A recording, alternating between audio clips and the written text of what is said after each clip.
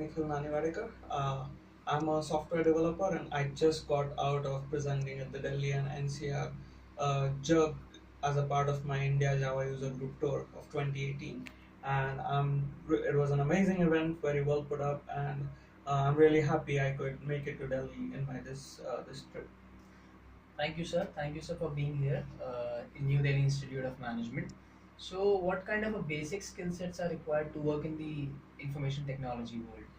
So essentially, what I believe in is the way you think about a problem. Because at the end of the day, in technology, it's all about solving a given problem. It's all about applying all the skills that you have gained.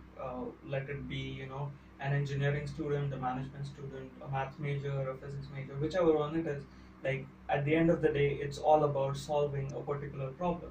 And as long as you can break that problem into multiple pieces and attack them and in a piecemeal fashion and bring a whole holistic solution out, that's what you need. So, sir, today we had a session on Java. Mhm. So, what do you think? So that how these sessions are important and how will it prepare the students for the corporate world?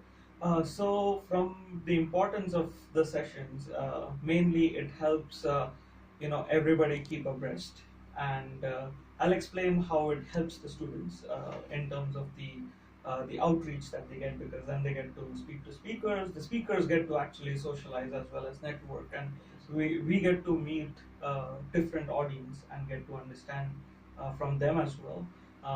The audience gets to know where learn about all the new technologies which are there. So that's pretty important.